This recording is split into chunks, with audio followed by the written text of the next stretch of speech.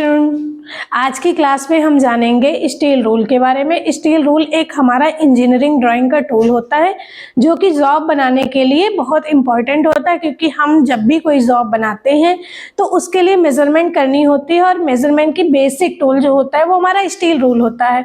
तो सबसे पहले हम जानेंगे स्टील रूल के बारे में कि स्टील रूल क्या होता है, इसका लीस्ट काउंट क्या होता है, इसका यूज कैसे करते हैं और ये किस प्रकार का टूल है, डायरेक्ट टूल है या फिर इनडायरेक्ट मेजरिंग टूल है। तो सबसे पहले हम देखेंगे introduction of steel rule.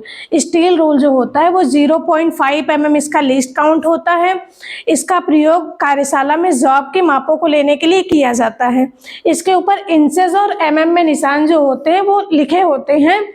Inches और mm में मतलब जैसे 150 mm, 300 mm और इंचेस में 1/4 और 1/16 64 mm इंचेस होते हैं। तो इसके बाद मतलब हम देखेंगे कि स्टील रूल का डायग्राम क्या होता है और कैसे हम लीस्ट काउंट को देखेंगे। तो नेक्स्ट स्लाइड में जैसे यहाँ पे दिखाया गया है कि जो हमारी स्टील रूल है, यहाँ पे मतलब डायग्राम के थ्रू दिखाया गया कि कैसे हम 0.5 mm को मेजर करेंगे। जैसे 1 से 2 mm तक जो होते हैं वो 10 mm होते हैं और 10 mm में जो पहला 1 लिखा है वहां पे उसको 1/2 भाग में जब हम बांटते हैं तो वो निकल के आता है 0.5 mm। इस तरीके से हम स्टील रूल का लीस्ट काउंट निकालते हैं।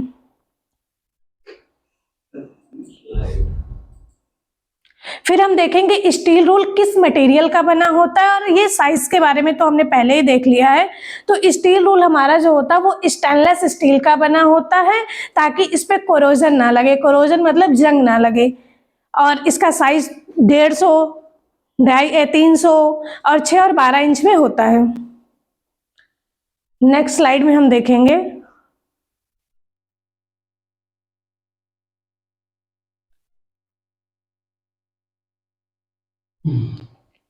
नेक्स्ट स्लाइड में हम देखेंगे प्रिकॉशंस क्या क्या होते हैं स्टील रूल के।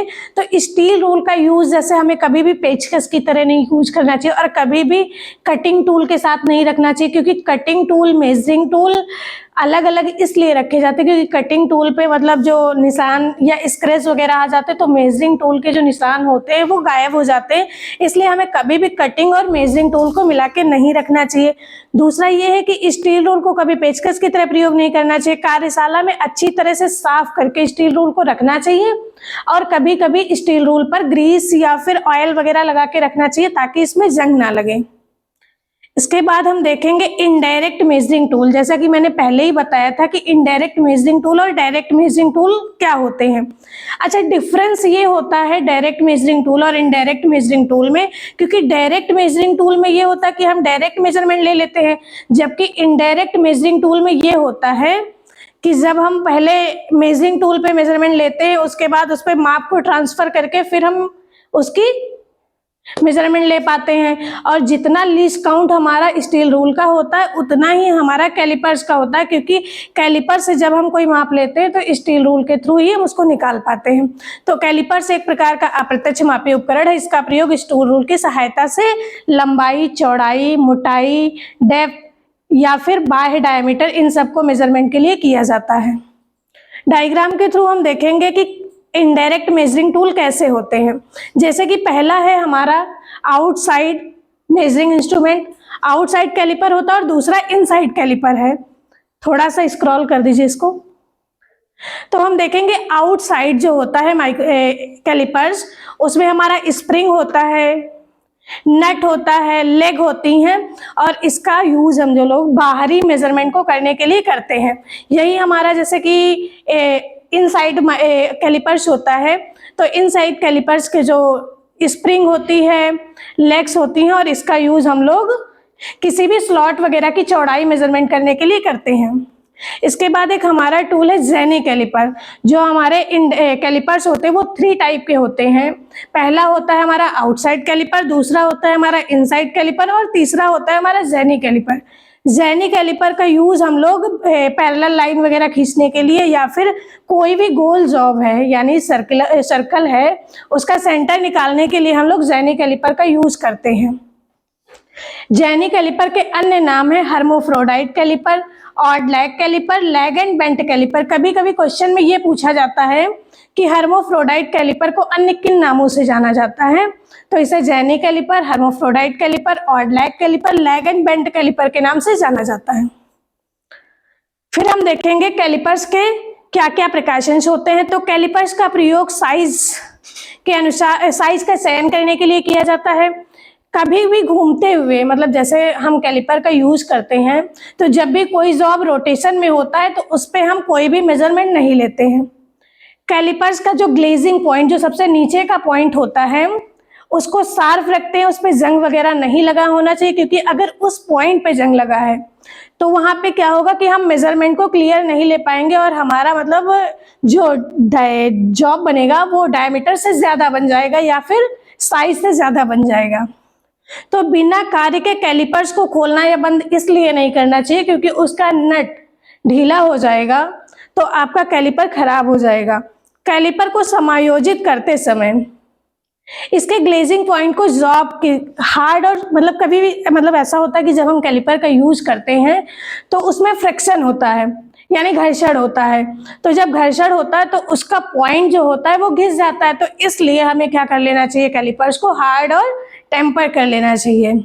फर्म जॉइंट कैलिपर की रिविट ठीक तरह से कसी होनी चाहिए। यदि वह अधिक कसी हुई या अधिक ढीली होगी तो माप सही से नहीं ले पाएंगे। कहने का मतलब जो स्प्रिंग वाला कैलिपर होगा, अगर उसकी स्प्रिंग ढीली या टाइट होगी तो हम जॉब को सही से माप नहीं ले पाएंगे। इसके नेक्स्ट स्लाइड में हम देखेंगे एक नया टूल। ये पहले हमने देखा है डायरेक्ट मेजरिंग टूल, इसके बाद हमने देखा इनडायरेक्ट मेजरिंग टूल, उसके बाद हम देखेंगे चेकिंग टूल। जब भी हम कोई मेजरमेंट लेते हैं उसके बाद हम इस ट्राई स्क्वायर की सहायता से चेक करते हैं कि वो हमारी मेजरमेंट सही है या नहीं है। तो जब भी हमें किसी जॉब को 90 डिग्री में बनाना हो या चेक करना हो या उसकी फ्लैटनेस वगैरह को चेक करनी हो तो हम ट्राई स्क्वायर का यूज करते हैं। ट्राई स्क्वायर को हम गुनिया भी बोलते हैं। इसका यूज बढ़ाई भी करते हैं कारपेंटर वर्क में। तो देखते हैं, लकड़ी और धातु के काम में इस्तेमाल होने वाले मूलभूत उपकरण है। इसका प्रयोग 90 डिग्री के समकोण की जांच करने के लिए या फिर किसी जॉब की फ्लैटनेस वगैरह को चेक करने के लिए हम ट्राई स्क्वायर का यूज करते हैं। ट्राई स्क्वायर का लीस्ट काउंट जो होता है 0.002 mm होता है। ये एक प्रकार का प्रिसीजन टूल है जो कि बहुत सूक्ष्म माप को मेजर कर सकता है। अब बाकी हम ट्राई स्क्वायर को नेक्स्ट स्लाइड में देखेंगे। जैसे कि यहाँ पे देखो डायग्राम में ये दिखाया गया है कि ट्राई स्क्वायर का यूज कैसे करते हैं। जैसे वहां पे लिखा है 90 डिग्री स्टॉक ब्लेड एजेस। तो 90 डिग्री का ये होता है कि जब भी जॉब है, मतलब ये स्लॉट बना हुआ है, स्लॉट को अगर हम सही से रख के उसका मेजर करते हैं, जैसा कि यहाँ पे दिखाया भी गया है कि यहाँ पे फ्लैटनेस को चेक कर रहे हैं, यहाँ पे 90 डिग्री की लाइन वगैरह को, यहाँ पे स्क्वायरनेस को चेक कर रहे हैं और हैमर के थ्रू भी हम इसको ठीक कर सकते हैं अगर हमारा साइज में नहीं है। बाकी एक डायग्राम है जहाँ पे 90 डिग्री को चेक करते हुए दिखाया गया, जैसे कि इस डायग्राम में यहाँ पे हम जॉब को 90 डिग्री में चेक कर रहे हैं। तो ट्राई स्क्वायर का यूज कैसे करना इस स्लाइड में दिखाया गया है। फिर हम देखते हैं ट्राई स्क्वायर का यूज बहुत ही सावधानी पूर्वक करना चाहिए, क्योंकि ट्राई स्क्वायर जब भी जमीन पे या फिर कहीं से भी गिर जाता है तो उसकी एक्यूरेसी चली जाती है।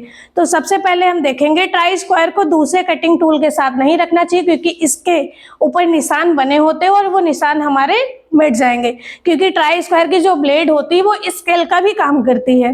कार्य करने से पहले व पश्चात इसको अच्छी तरह से साफ करके रख लेना चाहिए, क्योंकि इस पे कोरोजन वगैरह नहीं लगना चाहिए। अगर कोरोजन वगैरह लग जाएगा तो हम फ्लैटनेस को चेक नहीं कर पाएंगे। इसको गिरने से बचाना चाहिए। इसको कभी भी हथौड़े की तरह प्रयोग नहीं करना चाहिए। इसके ब्लेड को पेचकस की तरह प्रयोग में नहीं लाना चाहिए। ट्राई स्क्वायर का प्रयोग करते समय इसके ब्लेड को जॉब में अच्छी तरह से रगड़ना नहीं चाहिए, क्योंकि रगड़ेंगे तो फ्रिक्शन होगा और फ्रिक्शन होगा तो एचआरसी चली जाएगी इसकी। जबकि ट्राई स्क्वायर का प्रयोग ना किया जा रहा हो तो उसको हल्का ग्रेड या फिर ऑयल वगैरह या ग्रीस लगा के उसको अच्छी तरह से रख देना चाहिए। तो जब भी हम किसी टूल का यूज करते हैं तो हमारी रिस्पॉन्सिबिलिटी होती है कि उस टूल को हमें अच्छी तरीके से रखना है। अगर हम किसी टूल को यूज करके कहीं पे छोड़ देंगे तो वो हमारा खराब हो जाएगा, और अगर हमारा टूल खराब हो गया तो फिर हम तो सीख नहीं पाएंगे और हमारे बाद या हमारे पहले जो लोग हैं वो भी नहीं सीख पाएंगे। तो इसलिए हम जब भी किसी टूल का यूज करेंगे तो उसको अच्छे से रखेंगे, क्योंकि वो हमारी रिस्पॉन्सिबिलिटी होती है। आज की क्लास इतनी ही, आगे नेक्स्ट क्लास में हम जानेंगे।